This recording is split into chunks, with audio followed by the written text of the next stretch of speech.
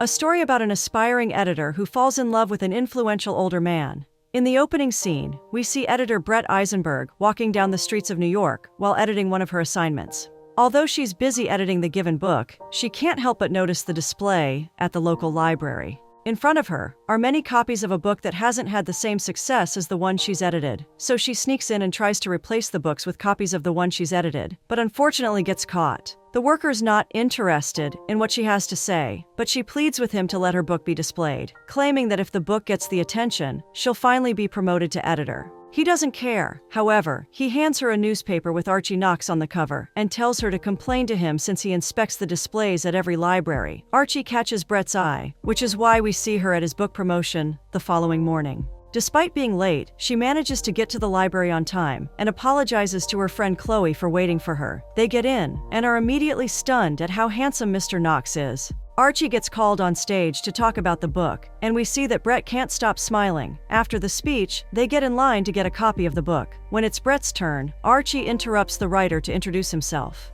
When hearing her name, he assumes that she's been named by a character because her father is a novelist. Smiling, she reveals that her father is a doctor, who has named her and her brother Ethan after book characters. Archie finds her quite entertaining, so he opens the book in his hands for her to see his way of asking her out. Walking out of the library, they talk about her work and why she's among the literary. When they arrive at the restaurant, she orders a crepe, but he tells the waiter to bring her a salad. Her phone starts ringing, so she apologizes before declining it. Looking at her phone, he asks about it, and she recommends he gets one. Given that he has 2 ex-wives and a lot of children, he jokes about the phone bringing even more trouble to him. An older, elegant lady approaches their table, and it happens to be a very important figure in literacy, Margaret. She's excited to see Archie, so he takes the opportunity to introduce Brett to an important person in her work line. Finishing dinner, they head to a candy shop for Brett to get something sweet. After getting a bag, she lets Archie know about her troubles at work and how everyone's doubting her. Sitting down, she offers him some candy, but he refuses, revealing that he's a diabetic.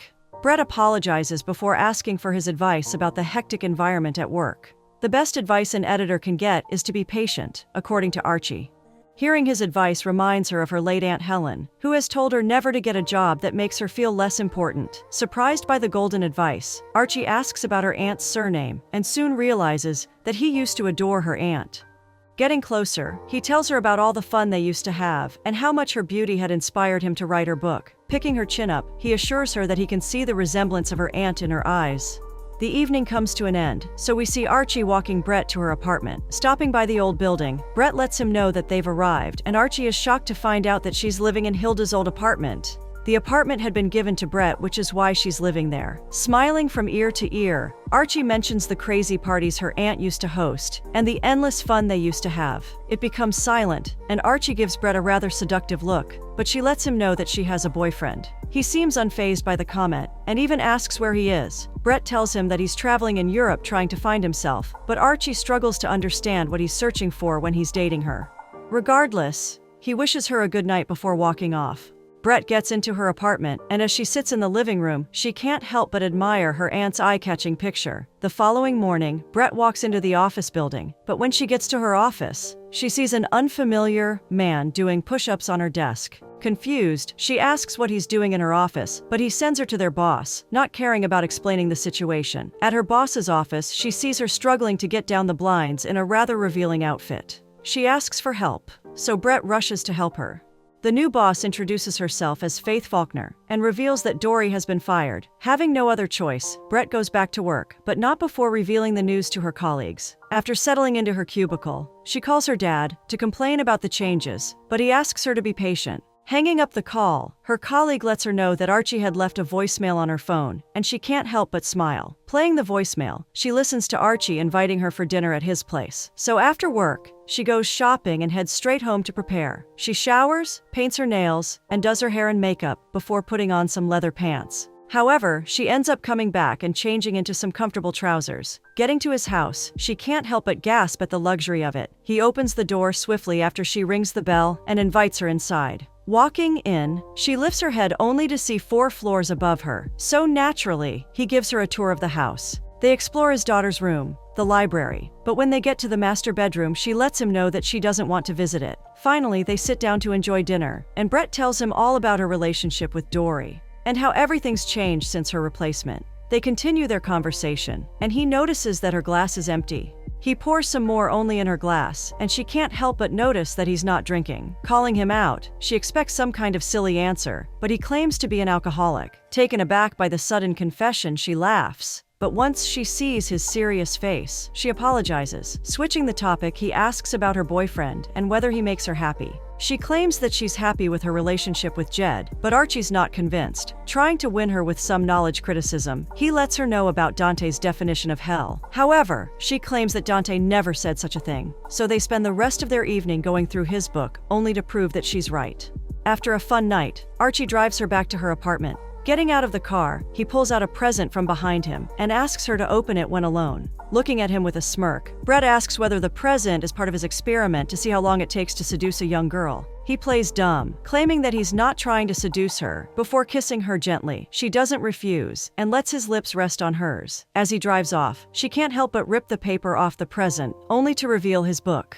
Thinking about the romantic night she's had, she smiles at herself, but her smile soon drops when she realizes that Jed has come back. Jed jumps behind her all of a sudden, and she gets scared. He embraces her in a hug and showers her in kisses before asking for her to make him a grilled cheese. Brett gets to make it immediately, but as she brings it to him, she sees him passed out on the couch. Putting the plate down, she takes Archie's book and sits down to read it. Intrigued to find out more, she ends up finishing the whole book at work the following day. Coincidentally, she gets a call from Archie after work, letting her know that a surprise is waiting for her at the local library. Already feeling seen by him, her feelings grow when seeing the book she tried putting on display. Displayed at the local library thanks to him.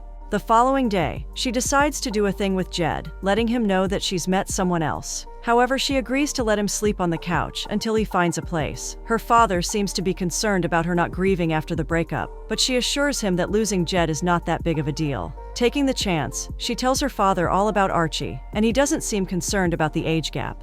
After spending the day with her father, Brett enjoys dinner by herself, but decides to visit Archie later in the evening. They end up making love for the first time. Although she's had a great night, in the morning she gets disappointed as she finds out that she's not mentioned in the book she spent 6 months editing. Hoping that the weekend will be magical because she's spending it with Archie, she gets even more upset as her coworker dumps a whole book on her desk that has to be edited by Monday. Regardless, she doesn't let it get to her and decides to read the book on their trip. Archie supports her decision, but asks whether she wants him to make some calls, so her boss can stop giving her assignments that she's not required to do.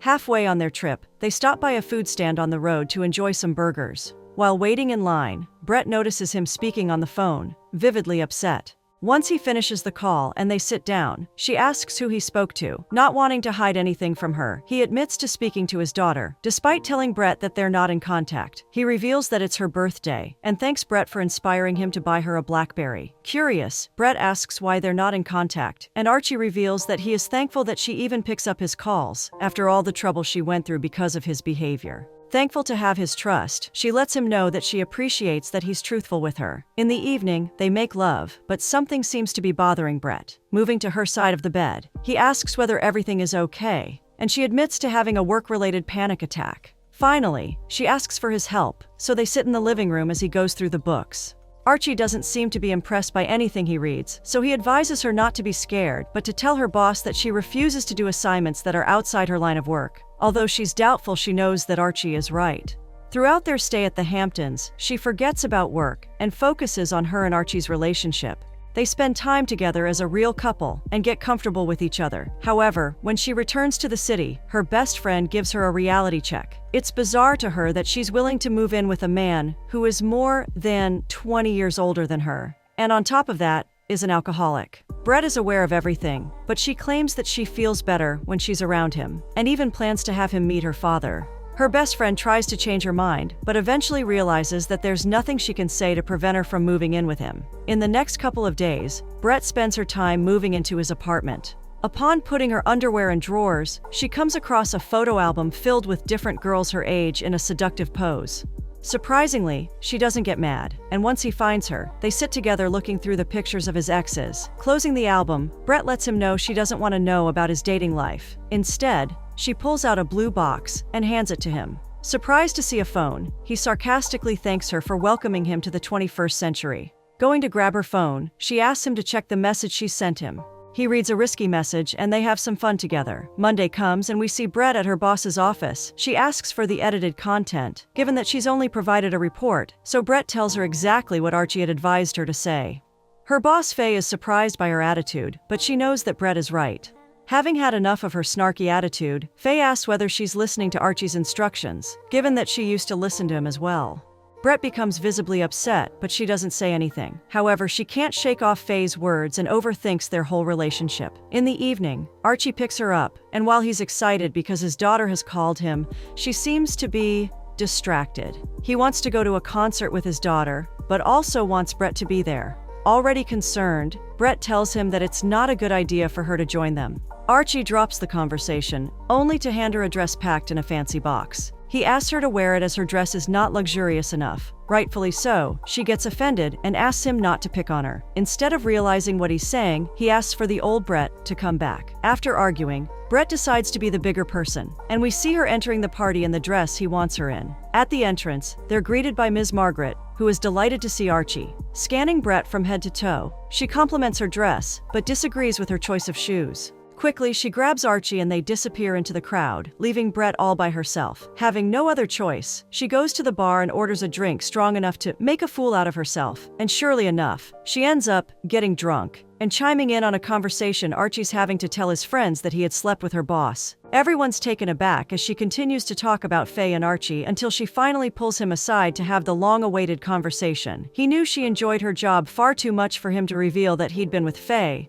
but she asked him how he would have felt being in her situation. Instead of focusing on the problem, he corrects her grammar, which only makes her even more upset. She can't believe that he's lecturing her in the middle of an argument, but he claims that he only wants to make her better. Having had enough, she informs him that she doesn't want to be better, so he lets her know that she'll never become an editor if she doesn't want to change. His words hurt, so she decides to walk off. However, he asks where she's going, and standing in the middle of the party, she yells that she'll be going to the bathroom, getting all of the guests' attention. Tired of everyone's pretentiousness, she decides to walk off, but not before kissing a random waiter who gets in her way. After the party, they arrive back at their house. Before leaving the car, Archie promises not to keep anything from her anymore, and to act more like her boyfriend rather than her father. Picking her up, he takes her home in his hands. In the morning, we see Archie looking over her editing as she impatiently waits for his feedback. Not being able to take it, she asks what he thinks of it so far, and he informs her that she's over-editing. Instead of thinking about the writer, she's thinking about Faye, which is evident in her style. Wanting to relax, the couple goes to the cinema in the evening, but Brett finds the movie boring. Instead, she inches closer to Archie and tries to seduce him so they can go home. Being a man of culture, he tells her that they can't walk out of the movie. Brett manages to sit through, but when they leave the cinema, they see her ex, Jed. He introduces his new girlfriend to Brett, and she seems to be just as unhinged as he is.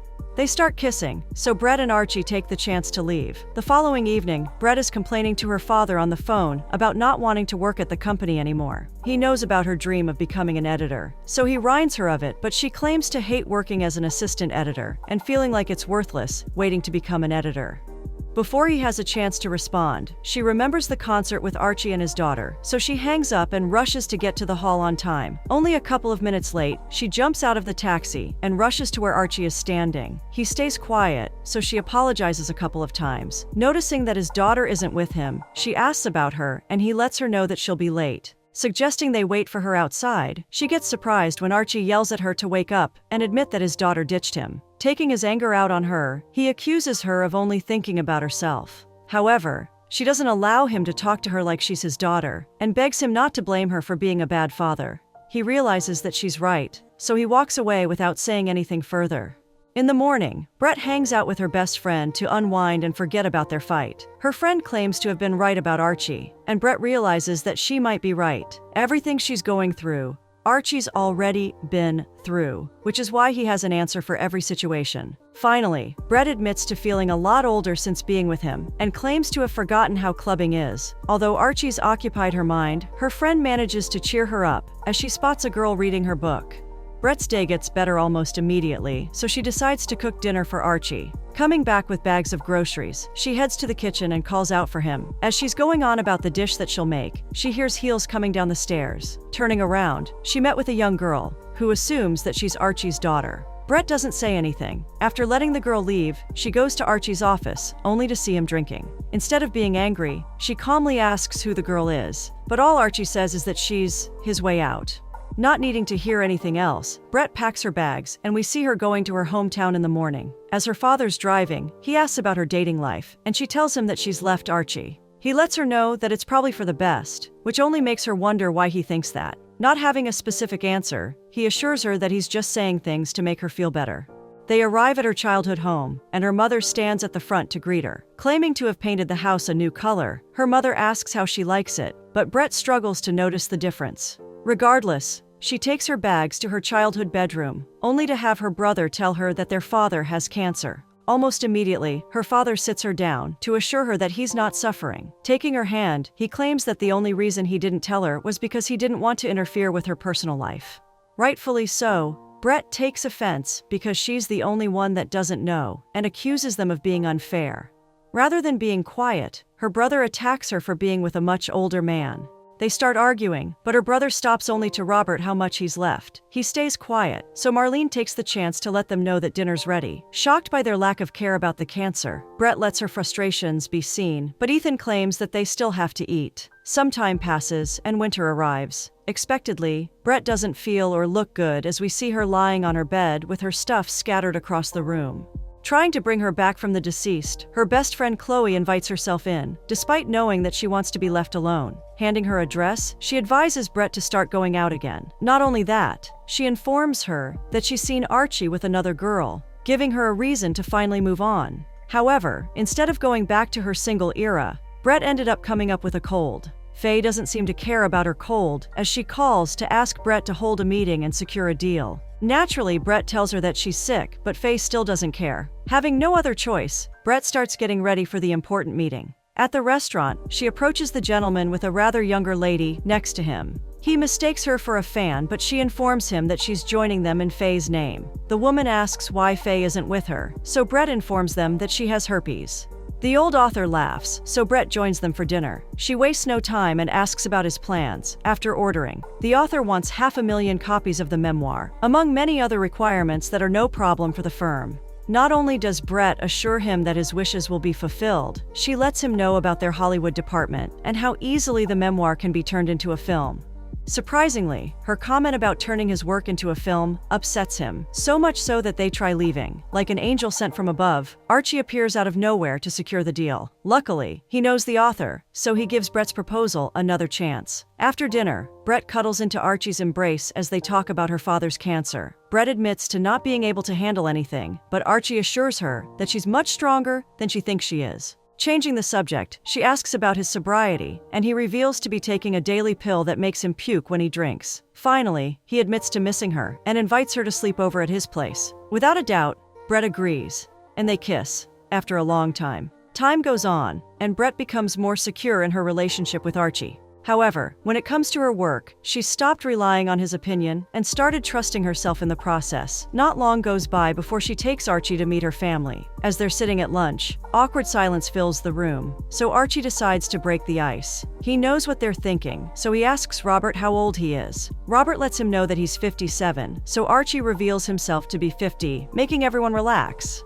Marlene asks Brett to help her make coffee and cut the cake, so the women head to the kitchen. Brett wonders what she thinks of Archie, and Marlene seems to like him. After making the coffee, Brett heads to the living room, only to find Archie and Robert asleep in front of the TV. Not only that, her brother Ethan pokes fun at her by advising her to find kids her age to play with. Wanting to spend some time with her family and some distance from Archie, Brett decides to stay back home for a while. In the morning, she sends Archie back to the city, but before he goes off, he asks her to rethink her decision, because he needs her more than she knows. Brett smiles, but she doesn't change her mind. Not long after he leaves, her father gets the news about him ending up at the hospital. He wakes up Brett to let her know the news, and judging by his condition, he asks whether Archie is an alcoholic. Feeling ashamed, Brett reveals that he is. Although he's never interfered in her relationships before, Robert claims to be worried about her relationship with Archie because he doesn't know how to take care of himself. Because of that, the only person that's left to take care of him is her, which is not the way he wants her to spend her life. He reminds her that she's his daughter, and Brett can't help but embrace him in a tight hug.